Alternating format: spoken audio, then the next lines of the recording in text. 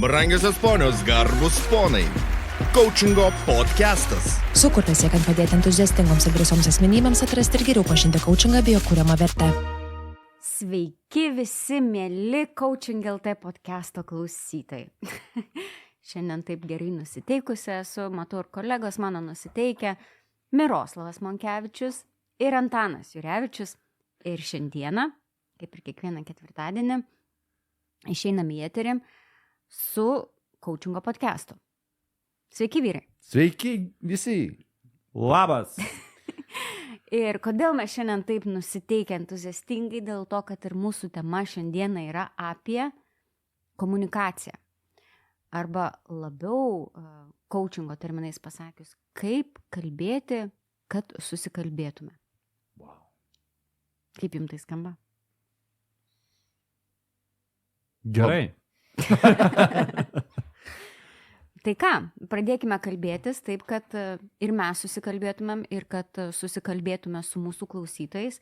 Ir galbūt keletas tipsų, triksų klausytojam, kaip galima kalbėti ir komunikuoti efektyviau darbe, šeimoje, su draugais, su savimi galbūt. Sakykite, nuo kurios dalies labiausiai norėtumėt pradėti? Kaip manote, kuri ta komunikacija yra pati svarbiausia? Pasakyti? Pasakyk. Patylėti.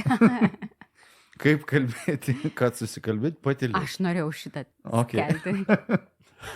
Tai ką mes dabar čia visą laidą ketiname patogiai ir mažiau patogiai tylėti? Aš apie kitą patylėjimą, ne, aš patylėti kartais geriau patylėti, kad susikalbėti. Tai va, paklausyti, patylėti, tai nežinau, pirmas žodis, kuris atėjo, tai... O ką tau ta tyla reiškia? Tyla reiškia, kad tu klausai. Kad tu klausai. Kad tu susitelkęs dėmesį. Kad tau įdomu. Kad tu domėsi pašnekovu, kuris kalba. Kad tu jo, kaip čia, gerbi tik kažkokią tai prasme. Ne? Čia dabar improvizuoju. Taip. Tai va, tai. Galiu pasakyti, ką man tyla kartais reiškia. Kaip moteris man tyla reiškia, kad viskas gerai. Kad viskas gerai. Ne, tyla reiškia, kad aš atsitraukiu tam, kad pasižiūrėti savo reakciją, savo mintis ir savo galvą, kas dabar su manim vyksta. Ir tai man labai pakankamai dažnai būna. Miroslavai. Na, aš ne apie tylą noriu kalbėti, arba bent jau pradėti kalbėti, bet man kažkaip ši tema tiesiogiai susijusi su dviem dalykais. Tai vienas dalykas tai yra tinkama aplinka, organizacijos prasme mes galime kalbėti labiau apie kalbėjimą palaikančią kultūrą. Ir antras dalykas, tai yra tam tikri tips and tricks arba tam tikri rankėliai, tam tikri dalykai, kurie yra. Tai netgi jeigu yra aktyvus klausimasis arba ten tylos pauzės, yra tam tikri kaip ir būdai, kaip pagerinti tą kalbėjimąsi, jisai vis tiek gali neįvykti. Ypatingai kalbant apie du besikalbančius žmonės, ar jie būtų šeimos nariai, ar jie būtų kolegos, draugai, ar jie būtų du organizacijos komandų nariai. Jeigu iš principo organizacijose yra tokia nutylėjimo, pavadinkim, arba nesikalbėjimo kultūra, ar ne, tokia paleidimo daugelio dalykų paviršutiniškai ir tu tokia nesudarant apie sąlygas. kitą tylą jau kalbi visiškai. Jo, aš kalbu apie visišką tylą. pusę. Taip, aš kalbu apie tą kitą pusę, kad tam, kad kalbėtis, pirmiausiai mes turime norėti ir turėti sąlygas kalbėtis. Ir norėti kalbėtis, tai aš noriu kalbėtis, kai aš turiu ką pasakyti, nežinau, kaip tą padaryti, kad mane išgirstų, bet ir aš žinau, kad manęs nori kažkas klausytis. Ir bandyti bent jau stengtis mane suprasti. Ir jeigu apie organizacijas kalbant ir apie hierarchinius santykius, ir man už tai nieko nebus. Tai čia aš taip, aišku, šaržuojant, bet iš karto einant, prie tam tikrų, man artimesnis galbūt šitame pokalbėje artimesnis kampas yra kalbėti apie organizacijas, kadangi vienaip arba kitaip su organizacijom ir su organizacijų vadovais ir komandom vadovų dirbu daugiausiai iš veiklos baro, bet mano galvo tie patys principai yra taikomi ir šeimos rate, jeigu tai yra klausimas, ir draugų rate ir taip toliau. Tai čia apie tą filosofiją nesikalbėjimo arba nesidalinimo arba nutilėjimo arba pabėgimo. Tai žinai, šitoj vietoj, tai pirmas dalykas, jeigu mes kažką tai norim kažką pakeisti, kad atsirastų daugiau noro kalbėtis, turi būti tam sudarytos tinkamos sąlygos. Tai pradėkime nuo to. Na, žinai, čia tikrai dvi skirtingos tylos. Taip. Viena, nekomunikuoti, nepasakoti. Kita tyla yra, gal užtenka jau tik tau vienam kalbėti. Gerai, aš patylėsiu. Paklausyk. Jo. Miroslavai, ne apie tave, ne? Aš tai šaržuoju. Aš dabar likau organizacijose, apie ką tu kalbi. Taip. Ten yra dvi tylos. Vienas, kur, nežinau, vadovas užėmęs visą eterį. Taip. Ir kiti neturi net galimybės įsiterpti. O iš kitos pusės yra, kur darbuotojai tyli ir nepasako, ką tu sakai, ne? Net jiem aplinka sukurta, kad... Taip, bijo, nenori, sako, ir kas, vis tiek niekas nepasikeis. Mes žinom tų visų, ta prasme, ne visų, tam tikrą imti tų dalykų, kurios kartais galima pavadinti atsikalbinėjimu, bet kartais jie yra tiesa, kad iš tikrųjų niekas nepasikeis. Nes nebūna išgirsti. Taip, nebūna išgirsti ir tada mes galime eiti to priežastis, kodėl neišgirsti. Ar dėl to, kad jų nesiklausė niekas ir net nenorėjo klausytis. Ar dėl to, tai čia pirmas apie kultūrą, antras dalykas, ar jie nepakankamai aiškiai išartikuliavo. Čia jau yra kalbant apie tam tikrus įrankius arba patarimus tos tinkamos komunikacijos. Bet jeigu kultūra yra susitarti dėl tos tinkamos komunikacijos tarpusavy, net jeigu tu nemoki, neturi kažkokių tai įrankių, bet jeigu yra abipusis noras, yra visada paprasta, tai man atrodo, kad tas pirmas dalykas, kultūrinis kaip kontekstas organizacijose ir kitose santykiuose, kur mes nesusikalbam, tai yra pats pamatas ir pats pagrindas bent jau mano galva. Ką jūs apie tai? Ta pati apie tai. Mano darbo bare labiau su smulkaus verslo savininkais ir dažnai tai būna solopreneriai, kurie dirba vieni, kurie neturi didelių komandų arba turi keletą žmonių tik tais pas save. Tai tenai tas bendravimas labai dažnai yra susijęs su tyla. Pirmas dalykas dėl to, kad verslo savininkas ar savininkė bijo pasakyti kažką tai darbuotojam arba numano, kad darbuotojai jau ir patys tai žino. O kitas aspektas yra, visai nesenai turėjau pokalbį su viena vadovė ir jinai sako, žinai, kol tyliu, tai niekas nemato. Ir tai buvo apie tai, kad kol jinai tyli ir nesako ir garsiai savo neįsivardina savo silpnybių galbūt ar priežasčių, dėl ko nevyksta reikalai, atrodo, kad niekas to ir nemato. Atrodo, kad niekas to ir nepastebi. Tai čia vėlgi kažkaip mes kalbam apie komunikaciją, bet vis rutuliuojam apie tylą. Tai man tokį įspūdį sudaro, kad pačioj komunikacijoj tyla vos nesvarbiausias dalykas ir kiek jisai atspalvių turi. 50 pilkų atspalvių. Geras, tu dabar kitą kampą palėti. Ir aš tik paantrinsiu.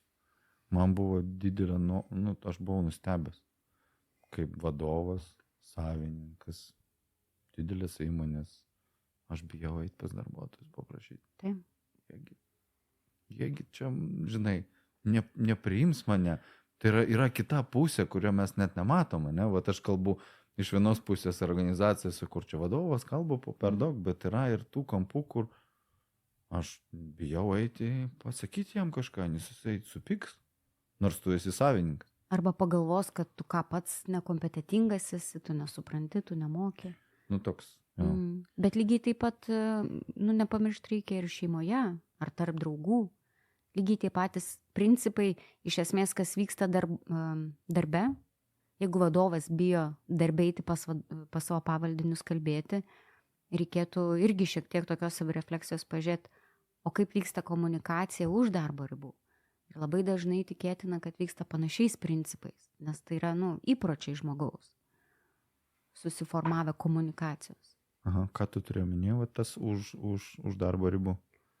Nes šeimoje arba tarp draugų nepatogių pokalbių, pagalbos prašymų momentų lygiai taip pat būna ir būna dar daugiau.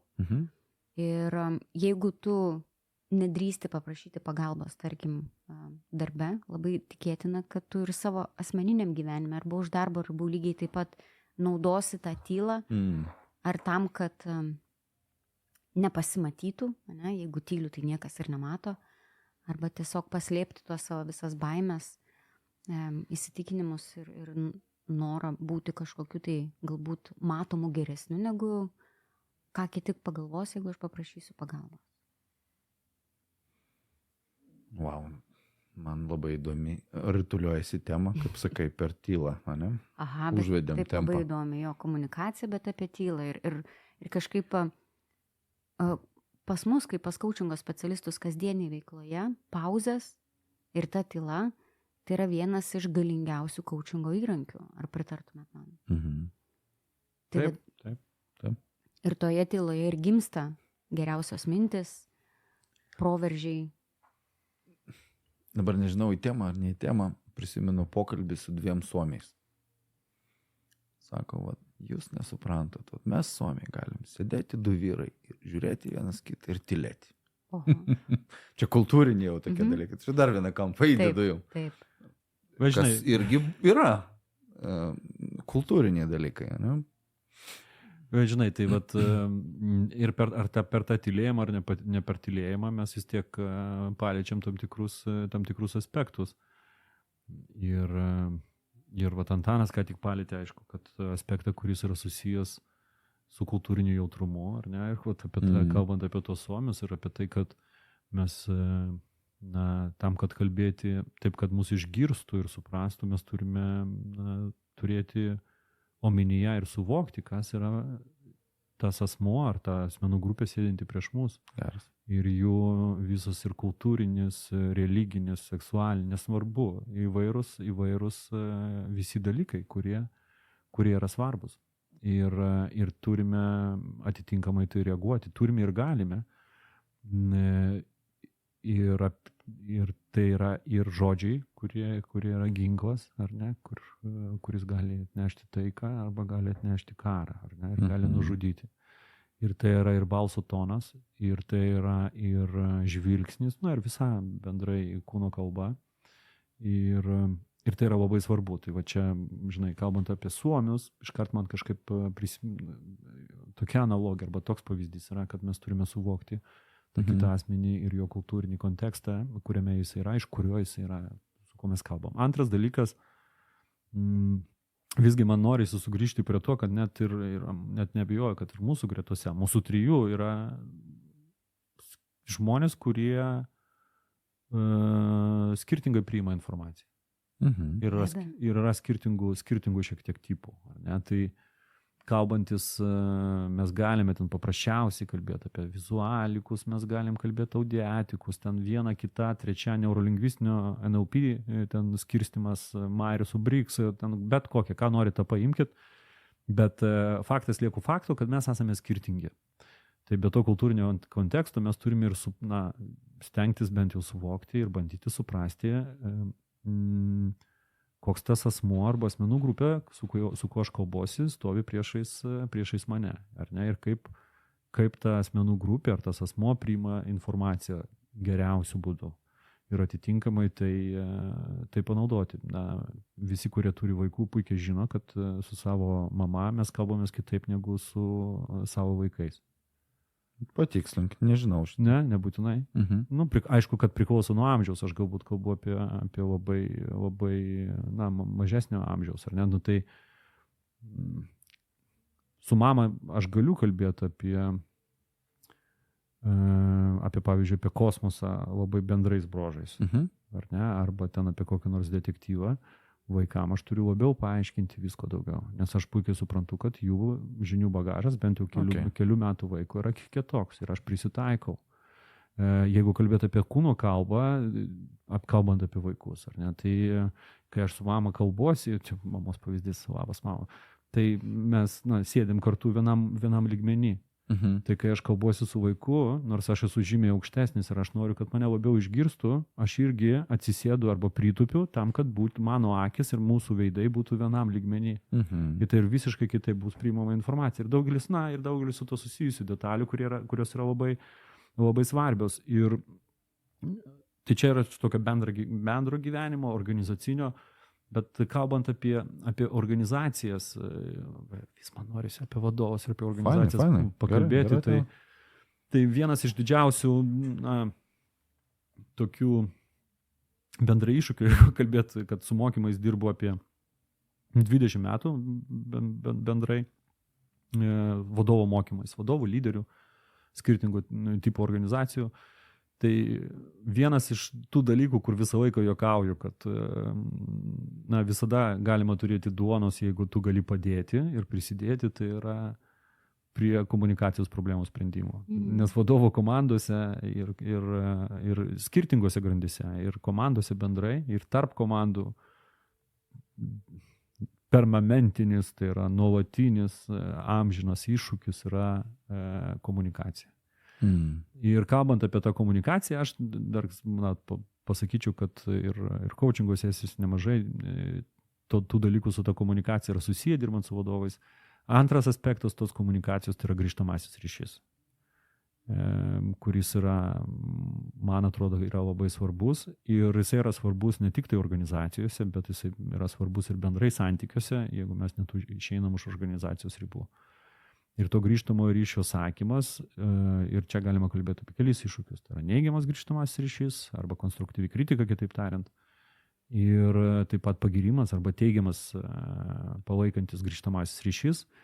Tai keletą aspektų, kur galima augti visi, tame tarp ir aš, tai yra ne tik tai duoti, bet ir skatinti, kad man būtų duota konstruktyvi kritika arba neigiamas grįžtamas ryšys. Tai yra numeris 1 visiems vadovams. Kalbant apie organizacijas, tai ypatingai atsižvelgiant į tai, kad organizacijos plokštėja iš principo, ar ne, tai jos nemažai organizacijų tampa plokštesnės. Tai yra vienas dalykas ir su to yra susijęs tiesiog emocinis intelektas, ar ne? Tai viena iš savybių, tai yra gebėjimas yra priimti grįžtamą ryšį, net ir jeigu jisai nelabai daug patinka. Skatinti kritiką turėjo omeny klausti. Tai prašyti. Prašyti ir kurti kultūrą tam, kad aš ne tik duodu, jeigu jau jo yra, tai bet ir aš noriu gauti ir už tai tau nieko nebus. Ar ne? Dažnai, Miroslavai, tu pasakoji ir 2 dalykai, kas man labiausiai rezonuoja, tai pirmas dalykas yra saugi aplinka. Kaip tu sakei, kad turi suprasti pašnekovą ir turi jam sudaryti saugią aplinką, kad jis nejaustų jokios grėsmės, kad bus užpultas, nei žvėries, nei Miroslavo. Kardadančio tigro. Kad jisai gali jausti saugiai, išsakyti savo mintis, kad bus nevertinamas, kad bus neteisiamas ir kad bus jis išklausytas 100%. Nebus pertraukta, galbūt nebus iš karto jo, bet tie tokie dalykai mane, pavyzdžiui, asmeniškai, jeigu aš bandau pasakyti savo mintį ir aš gaunu jo, bet, tai man tada ta tyla, kur aš tiesiog atsitraukiu atgal, kas čia mane sutrigerino, Raimonda, kas dabar įvyko, kodėl to čia dabar taip kažkas viduje surezonavo. Kas tame momente yra? Tas tai priklausomai nuo situacijos, nuo klausimo, nuo visko ir tai yra labai natūralu, nes, kaip Miroslavas ir sakė, visi žmonės yra skirtingi. Vienam šiandien gera diena, kitam bloga diena, pas kažką viena mažesnė, galbūt ten kokia trauma, pas kitą didesnė. Ir kartais užtenka pasakyti žodį mėnulis ir vienas apsiverks, kitas apsijuoks, o trečias apskritai nekaip nesureagos ir niekada negaliu suprasti. Tai ta saugia aplinka iš esmės, netgi vat, ir mūsų komandoje, ir čia išmokau tik tais coachingo metu, kad kai žmogus verkiagi, nereikia pulti, nu tai kas dabar nutiko, nu tai čia, nu viskas bus gerai. Okay. O tiesiog sudaryti tą tokią aplinką, kur apskritai be jokios tokios teisimo, vertinimo, noro kažką tai pasakyti, leisti žmogui išlieti savo emociją. Ir man tikrai, aš išduosiu paslaptį, mes irgi verkiam ir per susirinkimus verkiam. Tai būna viską. Miroslas dabar žiūri didelėm akim. Ir kaip yra... Šiandien nebuvo liktais nieko. Tai šiandien dar neverkia. ir kai būna šaunu, iš tikrųjų, kad komanda visa sukuria tau saugią aplinką, paleisti savo emociją, nusiraminti ir judėti toliau į priekį. Tai aš įsivaizduoju ir organizacijose lygiai tas pats. Žmonės šiaip, kaip sako, vyraigi neverkia, vienas dalykas, ar ne? Čia yra tas. Ir yra kažkaip nedrąsu. O jeigu pas tave tikrai bloga diena, kažkokia tai nelaimė atsitikusi, dar kažkas, ir tu čia turi kalbėti labai rimtom temom, planavimais ir panašiai, ir tau visiškai tas neminti, ir tau pasakė žodį mėnulis, ir tu iš esmės surezonavo, apsiverkiai, bet kaip ta aplinka yra sukūriama tam, kad tas žmogus būtų priimtas visoks. Šiandien, rytoj, poryt, tam, kad jisai norėtų eiti ir kalbėtis, ir ne tik tas grįžtamasis ryšys teigiamas, bet ir tą neigiamą grįžtamą ryšį nebijotų pasakyti, ir lygiai taip pat namuose. Taigi, du žmonės susitinka, augina šeimą, ne? Kiek nuomonių išsiskyrimų milijonas būna, ir toks labai dažnai, tarkim, iš savo aplinkos girdžiu, kad vienas kažkuris yra dominuojantis, o kitas seka nuomonę. Ir nėra tos tokios atviros komunikacijos, kad bet ten, tarkim, aš nedarysiu kažko, ar ten, nes ten mano vyras ar mano žmonai nepatinka kažkas, tai, bet kaip ir norėčiau, bet kaip ir nedarysiu, ir to tokio, vienas yra uždominavęs kitą, nes nėra atviros komunikacijos, atviro išsisakymo, apskritai jokios saugios erdvės sukurtos pasakyti, tai kokie tie mano norai, o tai kokie tie mano tikslai. Tai čia yra apie savo asmeninę patirtį ir sakau tą, ką matau aplinkoje. Čia dominavimas, atsiprašau. Uždominuoti. Uždominuoti yra ne kažką, o kaip yra turėtų būti, koks kitas žodis? Sukurti saugią aplinką. Saugią, lygią aplinką, taip, ne? Kažkokią partnerystę. Okay. Geras, labai geras. Ir žinai, čia keletą aspektų iškart man, kai Raimonda kalbėjo, iškart atėjo į galvą, tai pirmas dalykas yra apie tą grįžtamą ryšį, tą neigiamą, ar ne, arba ten konstruktyvę kritiką, kitaip tariant. Jį reikia irgi mokėti sukurti. Jeigu ta prasme, arba suteikti. Jeigu tas grįžtamasis ryšys yra tu nevykėlis, visada vėluoji, tai yra jau prilipini tiek žmogui etikėčių visam savo santykiui, kad ne taip paprastai ir atstatysi, bet jeigu tas grįžtamasis ryšys yra pirmiausiai, ypatingai jeigu tai yra konstruktyvi kritika, ne apie asmenį, bet apie veiksmą, ir apie tai, kokį tas netinkamas veiksmas, kokį atneša rezultatą ir kokį poveikį tai sukuria, kuris yra didesnis, negu už tą patį vieną asmenį, ir prasme, rezultatą jam, tai poveikis komandai, poveikis visai organizacijai ir taip toliau. Tai čia yra viena dalis, ir kartu mes suteikiam ir nuorodą, kaip mes tikėtumėmės kokią elgesį, ar ne, tai konstruktyviai kritikai. Kad vietoj šito veiksmo galėtų tas veiksmas būti toks, kuris atneš tokį teigiamą rezultatą ir tokį poveikį, tai ta konstruktyvi kritika, jinai būtų konstruktyvi, ji būtų visiškai kitaip priimama. Neretai susiduriu su situacijom, kad etikėčių prilipinam vieni kitiem ir po to jas netaip paprastai atsiplauna ir pasimiršta. Tai tars konstruktyvi kritika turi būti konstruktyvi. Tai čia taip toks gavosi atliepimas apie tą aplinką tinkamą. Aš pridėčiau dar prie Raimondos pasakymą ne tik aplinką, bet ir laiką. Ir tas laikas pirmiausia yra susiję ne su kitu asmeniu, bet ir susiję su mumis pačiais. Jeigu šiuo metu man verda, kokios aš be norėčiau tos konstruktyvos kritikos, yra didesnė tikimybė, kad prasprūs vienas kitas netoks tikslus žodis, ką aš noriu iš tikrųjų pasakyti, bet prasprūs mano emocija. Ar ne? Tai tada tas tinkamas laikas yra tada artimiausias momentas nuo to įvykio, apie kurį aš noriu suteikti ryšį, bet ir tada, kada aš esu emociškai stabilios būklės. Ar ne? Tai tas yra svarbu. Ir kitas dar dalykas, kurį Raimonda paminėjo, iškart norisi irgi sumesti viską bendrą katį, o tai yra pagyrimas. Arba teigiamas grįžtamas ryšys. Kiek aš susiduriu su organizacijom ir mes darome tokį pratimą vadovo komandose, kai vadovo atsisėda ratu ir vienas kitam turi, vis tiek dirba N metų kartu, turi vienas kitam duoti pagyrimo.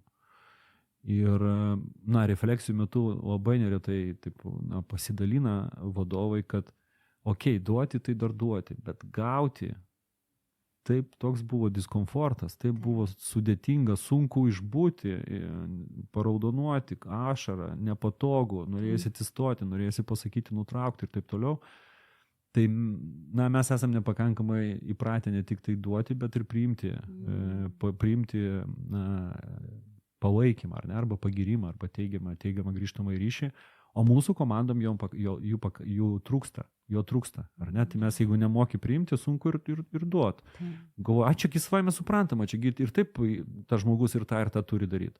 Ir tada gaunasi taip, kad mūsų komandos yra narių, su kuriais mes paskiriam susitikimus, arba pritraukiam dėmesio, arba siekiam dėmesio, arba pakviečiam kažkur tik tai tada, kada norim duoti kritikos. Ir tas žmogus žino, kad jeigu jau kviečia, ar ne, yra toks kviečia ant kilimėlio, ar ne, tai kviečia būtinai ant kilimėlio, ne atsisėsti, prisėsti į fotelį, būtinai ant kilimėlio. Ir tada sukurti tokioj kultūroje, arba esant tokioj praktikoje, sukurti tą saugią aplinką yra pakankamai sudėtinga, nes reikia praktiką keisti. O keisti galima pradėti nuo to, kad aš ne tik tai visą laiką pasakiau, kad indai namuose neišplauti laikų, arba šiukšlės vėl neišneštos, arba kambarys yra netvarkingas, bet aš ir suteikiu pagyrimą, kad žiūrėk ir šiandien, ir nežinau, ten kažkas, kas galėjo būti gero. Dulkės nušuostytos, knygos tvarkingai sudėtos, su šypsena žmogus sėdi ir taip toliau. Aš čia iš organizacijos peršokau į šeimą, tam, kad praskiesti šiek tiek vien tik tai mano tas stumiamą organizacinį. Labai gerai, apie organizacijas, apie aplinką. Tu stumk verslą, aš stumsiu šeimą. Visi stumia. Aš pridėsiu irgi apie aplinką, nes labai daug verda minčių. Norisi, kad ta aplinka būtų tokia, kur ką mąstai, tą ir sakai. Tarp visų. Ir vadovai, ir pavaldiniai. Mes savo įsivardinę esam tą radical truth ir aš labai tai vertinu. Tai ką tai reiškia, kad mes sutarę, kad viską dedam ant stalo. Ir toks net ir kitas kampas, kartais žmogui tas šaunuolis gali būti žaidimų irgi. Žinot šitą momentą. Aš ten nereikia man to šaunolio. Yra ir tokių dalykų. Tai reiškia, kad pagyrimas irgi turėtų būti nuoširdus, aš jaučiu ir pasakau. Tai aš daugiau, paantrinu daugiau jūsų mintis ir sakau, kad tas radical truth, jeigu ją galima sukurti, kad aš jaučiausi laisvai. Tada man, nereikia galvoti. Nori kažką pridėti? Ne, komunikuojama taip. Jo, tai mes išmokom komunikuoti, nepertraukti šiaip pat per šitos podcastus, ne? Taip labai gražiai. Tokia mintis man piešėsi. Pasakykit, ką jūs apie ją mąstot, kad neefektyvi komunikacija tai yra, kai vertini asmenį, o ne jo poelgius.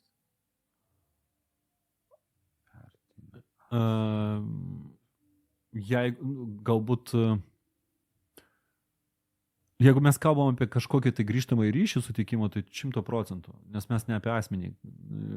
Iš principo į asmeninės savybės, kalbant, jeigu tai yra darbo santykiuose, į asmeninės savybės apeliuoti reikia labai atsargiai, ypatingai jeigu suteiki konstruktyvę kritiką. Asmeninės savybės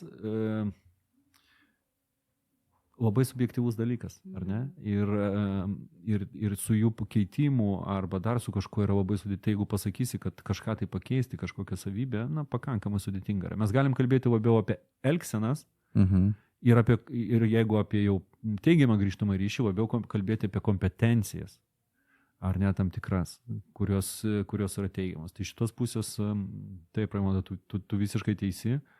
Ir žinai, šitoj vietoj man dar kažkaip dabar į pabaigą, tai tokiam kaip ir, ne į pabaigą, nors dar turim laiko pakankamai, bet vis tiek rezonuoja ta mintis apie patylėjimą, nuo ko jūs pradėjot. Ir jūs ten pradėjot nuo to patylėjimo, aš vis kažkur kitur organizaciją sukurti. Ir išnekėti, pasakyti. Taip. Tai vat, bandom ten pasigauti irgi, dirbdamas su vadovu ir vadovo komandom, kartais bandom pagaudyti tokius dalykus, kurie yra susiję su tuo, kiek mūsų protas yra neramus ir ne tik tai, kiek mes tylime, bet kiek, kai kitas žmogus sako kažką, kada mes jau įsijungiam su savo šitos istorijos pasakojimu.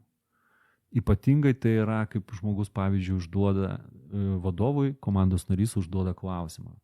Kartai ir kiek kartų mes net neišklausom šito klausimo iki pat pabaigos, arba ten mes užduodam klausimą savo komandos nariui ir jisai pradeda duoti atsakymą. Ir mes net neišklausom, nes jau mes iš anksto vertinam, apie ką tu, Raimonda, labai daug ir kalbėjai, ar ne?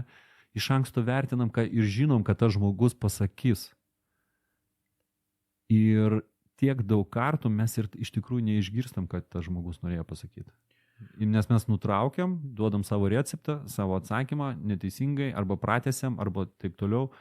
Ir ta žmogus, lieka net ir iš tikrųjų nepasakęs, kas jam rūpi, koks iššūkis yra ir taip toliau. Šitą dalyką ir pastebėti labai paprasta. Jeigu tu pradedi mąstyti, ką šnekėsi, kol jisai dar šneka, ne?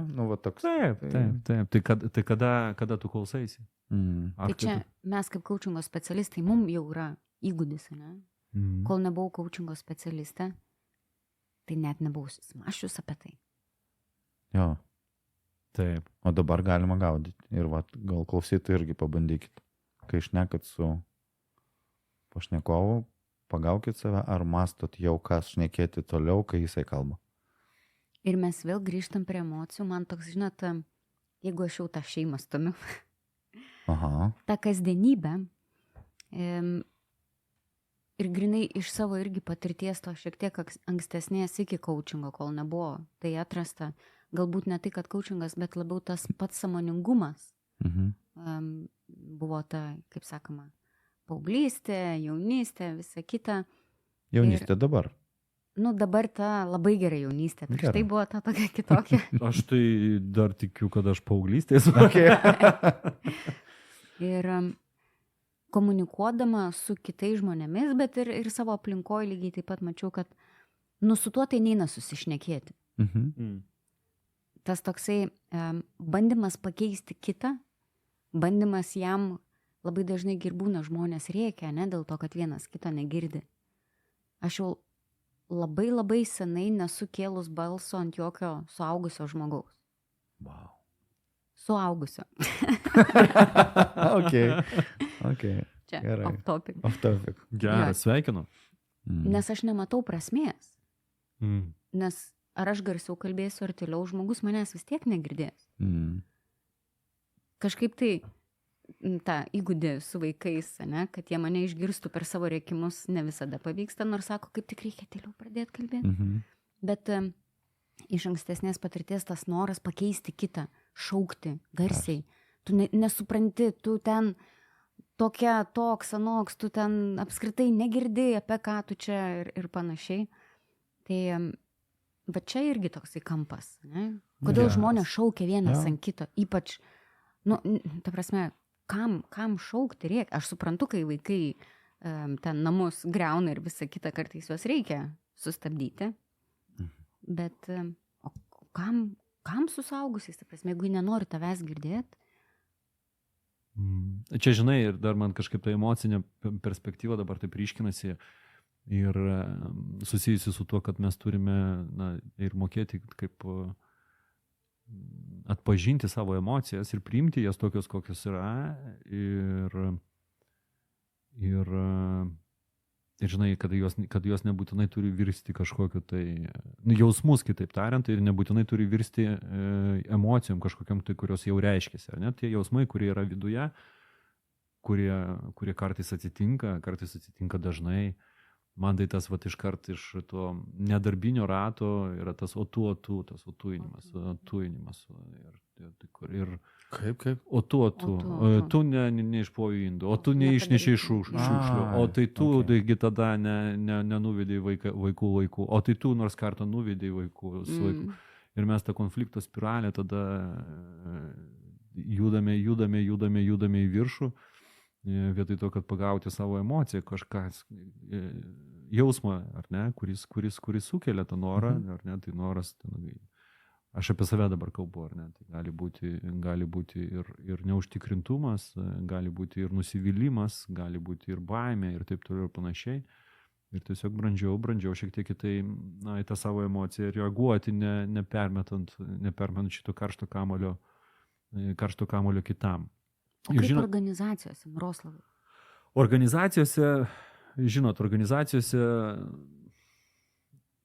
yra daug to paties, mes kalbėjom visų pirma daug apie organizacijas ir organizacijose irgi su emocijom daug dalykų tokių yra ir visų pirma, tam, kad susikalbėti, reikia sukurti santykį, ar ne?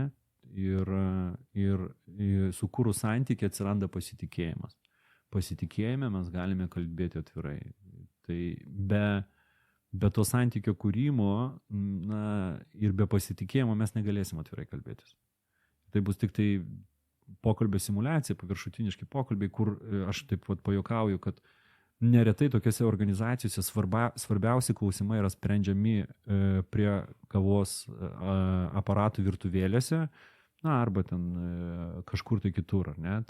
Bet ne prie posėdžių stalo. Ir prie posėdžių stalo yra formalus dalykas, cirko aš jį vadinu, kuomet yra vienas cirko direktorius, atlikėjas, ceremonmeisteris ir visa kita, kuris pats kelia klausimus, sudaro darbotvarkę, pirmininkauja, užduoda klausimą, pasiūlo sprendimą, o visi kiti tik tai palinksi arba kitaip pritarė. Ir visi nepritarimai, visos tikrosios priežastys, dėl ko šitas sprendimas bus didelė klaida, dėl ko tai nesuveiks, dėl ko jos tai neužmotyvuoja ir visa kita, visi tikri sprendimai ir tikrosios diskusijos vyksta būtent prie tų kavos aparatėlių arba ten dar kažkur tai kitose vietose, ar ne, kur diskutuojama apie realias priežastis. Ir tai yra fake, tai yra dirbtinė kultūra, dirbtinė organizacija iš principo. Ir tada mes labai daug ko negaunam. Ir negaunam dėl to, kad kartais mes su savo jausmais ir emocijom, jausmai viskas visi mes jos turim, bet emocijom, tai yra raiška, tų jausmų mes pasiilgėm nebrandžiai. Kažką nusodinom, kažką nukvailinom, kažką ištūjinom, kažką pažeminom viešai prie visų ir taip toliau ir panašiai. Ir iš to daug dalykų atsitinka, kurie pas mus mes žinom, kad atsitinka kartais ir man atsitinka nedarbinė aplinkoje. Ir tame tarpe su santykiai su mano artimiausiais žmonėmis, kur reikia augti ir mokytis ir taip toliau. Ir šitoje vietoje, kai vadovas pasako, okei, čia moralizuoja visą kitą ir taip toliau, čia kalbant labiau apie tokias mokymus arba konsultacijas, o kaip čia pradėti keisti kažką? Tai aš 3 žodžius pasakau ir nieko daugiau pasakyti nebegaliu. Lead by example. Nuo savęs. Aišku. Čia 3 žodžiai. Nuo savęs. Aš angliškai hashtagais, kadangi aš šneku, tai, bet iš principo taip, pradėti nuo savęs. Taip. Tik nuo savęs. Nori sukurti santykį, tai pats pradėk kurti. Nori pasitikėjimo, tai pats pademonstruok savo pažeidžiamumą ir atvirumą, ar ne, ir taip toliau. nori, kad kalbėtų visi ne tik tai apie supudruotą gražų gyvenimą organizacijai, bet ir realius iššūkius ir problemas. Pats jų neslėpk nuo savo artimiausių tiesioginiam bent jau pavaldume esančių komandos narių, pats su jais apie atvirai kalbėkis ir nepudruojant, kur nežinai, nemoki, bijai ar dar kažkas. Tai tiesiog dalinantis tuo ir tada kiti pradės dalintis. Tai vat, kai kas sako, Miroslavai, negi mes čia nusirenginėsim prieš čia, čia kaip, kad čia kažkaip kažkokia, kaip, ta prasme... Nusiimsim halatus. Ta prasme, jo, taigi čia negalime pademonstruoti, kad, taip, ir mes ten ir taip toliau. Galime. Tai aš sakau, kolegos, nusipūskit savo ego, viską jūs galite padaryti. Tas ego nusipūtimas, aišku, perkeltinė prasme. Kuo iš savo asmeninės patirties galiu pasakyti ir toj pačioj komunikacijai, kuo greičiau aš nusipūsiu ego, to mažiau bus prielaidų, kad man jį nupūstų. Ar ne? Ta prasme, čia taip, kalbant labiau ne apie žmonės, ne apie kitus, o apie situacijas, kuriuose aš viską pakartotinai atsirandu dėl to, kad neišmokstu tam tikrų pamokų, ar ne, kurias pats ir susikuriu realiai. Aš čia aną dieną vakares pasėmiau savo vaiką iš gimtadienio. Buvo jau pakankamai vėlu, apie 9 vakaro, buvo darbo diena, jisai važiavo tiesiai po mokyklos, pas draugus, su draugais paskui gimtadienį ir ten intensyvi diena ir aš atvažiavau pasimti ir jis toks laimingas ir tokia faina diena buvo. Ir tik tai išėjom iš to gimtadienio, vaikas atsisėdo į mašiną ir toks vaizdas, kad kažkas tai perjungė mygtuką pas jį ir prasidėjo. Kokia nesąmonė ta mokykla, aš čia neišsimiegojau, čia man į tą mokyklą. Ir jis pradėjo verkti, natūraliai verkti ir jis tada pradėjo daužyti ritmiškai daiktus, kad mane pradėtų erzinti ir jam tiesiog pradėjo lietis tos emocijos. Ir aš taip sėdžiu, žiūriu į tą savo vaiką, galvoju, matau, kad tu esi visiškai totaliai pervargęs. Matyt, tiek buvo įspūdžių, tiek visko vaikas totaliai pervargo. Ir mano tada kaip mamos, kaip vieno iš tėvų pareiga, tiesiog leisti tam vaikui būti toks, koks tu esi. Taip. Išklausyti jo šitą nuovargį, nuskaityti, kas jam įvyko. Ir mus visus labai gražiai moko ir tiek daug informacijos yra, kaip bendrauti su vaikais, kaip jiem leisti tuos tantrumus iškylančius, išlieti, sukurti tą saugią aplinką ir panašiai. Kodėl nėra tiek daug kalbama apie tai, kad kai suaugusiem ateina tantrumas, kurie būna be abejo daug subtilesni, paslėpti, bet mesgi jaučiam ir matom, ne, kai žmogus jau toksai ant ribos būna ir kaip Miroslavas sakė, laikas gal dabar biškinė tas laikas tam žmogui eiti ir sakyti, žinai, nepatinka man tavo rezultatai, nes gali gauti atgal. Visko gali būti. Visko gali būti. Čia, žinai, atėjo ta istorija, apie suaugusius, ką kalbėjai, apie emocijas. Konferencijoje mūsų buvo Vasilis Zafiris. Prisimenat, pasakojo istoriją. Taip. Korona, krizė, darbe, netikau kelių klientų, ateinu namo ir vaikas ten. Tik iš 3 karto išėjo į lauką ir kaip jis sako, aš užrėkiau ant vaiko. Bet tik po to supratau, tai visgi ten viskas buvo, ne? Tai vat, aš čia kitą kampą imu, ne? Iš esmės, vienas kampas tu sakyk tiesą, bet kitas atpažinktų savo tą emociją. Taip. Pažinktų tą savo emociją ir kartais, neliek jos ant vaikų, nes čia yra emocija, ne? Ant darbuotojų. Šiandien su vienu verslo savininku kalbėjom, tai irgi sako, aš vis labiau praktikuoju tas kelias minutes prieš reaguoti į informaciją. Reiškia, kad ir tada analizuoju, iš kur kilo emocija, kad neužrėkti, nepadaryti. Tai čia kita pusė medaliaus, bet turbūt tai irgi svarbi. Labai. Čia ta tyla. Suvaldyti emociją, jo, ta pati tyla, jo, kelių minučių prieš. Arba per, arba po, nes mes visi, aš, pavyzdžiui, kai stebiu, tarkim, mūsų susirinkimus, mes visi būnam, kai išgirstam kažką, tai vienas atsitraukia į tylą, ne, ir ne tai, kad klauso, bet labiau žiūri, kas čia dabar su manimi vyko, kas čia dabar atsitiko. Mes visi kartais pabėgam į tą tylą. Tam, kad pasižiūrėti, kas vyksta su manimi. Reikia pasiskaičiuoti, kiek kartų mes žodį tylą pasakėm podcaste su pavadinimu komunikacija.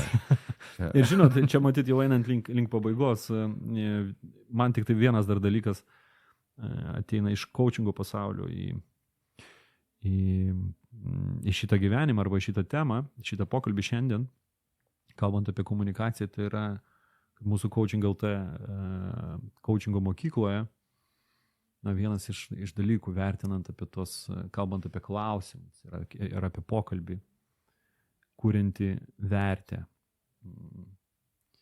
Kad prieš užduodant klausimą, tai aš perfrazuočiau, kad prieš kažką pasakant, kalbant apie santykius, pavyzdžiui, ypatingai darbovietėje, bet ir lygiai taip pat ir su artimais žmonėmis. Mes, turime turėti galimybę pagalvoti, kokią vertę mūsų šitas pasakymas sukuria. Mūsų šitame santyke, kuriame mes esame. Ar jisai ir iš tikrųjų kuria vertę. Ir tame, man tai yra ta dedamoji, apie kurią Antanas kalbėjo apie tos emocijas. Ne? Ir ten pykčio kažkokios arba kitos emocijų išraiškos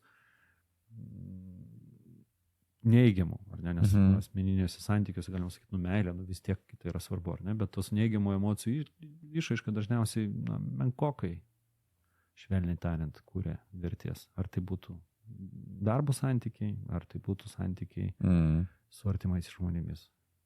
Tai gal tą progą ir pabaigiam, gal kokį aš savo baigiamą kalbą, kaip ir jau sakiau. Jeigu viskas apie tylą, mes dabar turim 30 sekundžių patylėti. Užduot klausimą ir patylėti. Jo, tai davai, duok klausimą. Užduodu klausimą mums visiems trim ir tame tarpe visiems tiem, kurie klausosi šito podcasto. Klausimas yra, pasiūlymas arba kvietimas labiau. Pabandykite dabar pagauti emocijas. Arba bent vieną tą stipriausią emociją, kuri jūs apima šiuo metu.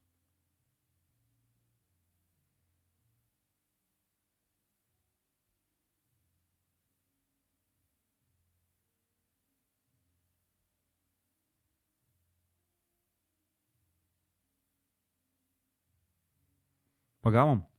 Pagavom. Gerai. Ir gerbiami klausytojai, ir su tuo pagavimu emocijos tikiuosi, kad ir jūs pagaudėt šiandien vieną kitą emociją, vieną kitą mintį, kuri dar kartą galbūt kažkaip kitaip surezonavo arba dar kažkokią tą klodą, tą, ką jūs jau visada žinojot ir turėjot, jums atvertė. Ir jeigu taip atsitiko, tai tikrai kviečiame pasidalinti šito mūsų podcasto įrašų su tai žmonėmis, kuriem jūsų nuomonė šis įrašas galėtų padaryti tą patį ir būtų svarbus ir įdomus pasiklausyti. O tais įrašais galite dalintis iš mūsų coaching.lt /podcastas svetainės, nes ten yra šis ir visi podcastai talpinami. Ir taip pat galite dalintis iš mūsų socialinių tinklų, tiek Facebook'e, tiek LinkedIn'e. Ir taip pat galite rasti mūsų YouTube platformoje ir aišku, kad tai yra Apple Podcast, Google Podcast ir Spotify platformos, taip pat kur mes esame. Užsukę į mūsų tinklalapį, tikrai kviečiame jūs užsiprenumeruoti naujienoškį, 88 sekundės nieko nedarysit užsukę ir jums iššoks toksai kvietimas užsiprenumeruoti naujienoškį. Naujienoškį atsiranda kiekvieną ketvirtadienį ir ten mes dalinamės tuo, kuo gyvena mūsų coaching.lt gentis. Taipogi ir informaciją apie podcastų įrašus tenai galite rasti.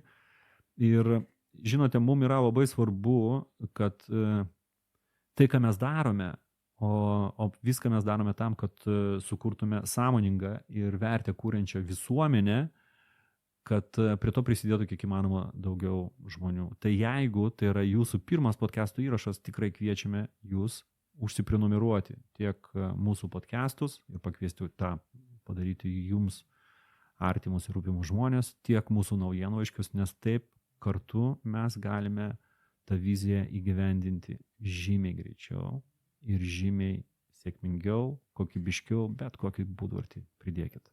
Ačiū, kad esate su mumis ir padedate mums tokią visuomenę kurti. Iki kito karto. Ačiū. Iki Iki. kito karto. Coachingo podcastas. Dėkojame už dėmesį.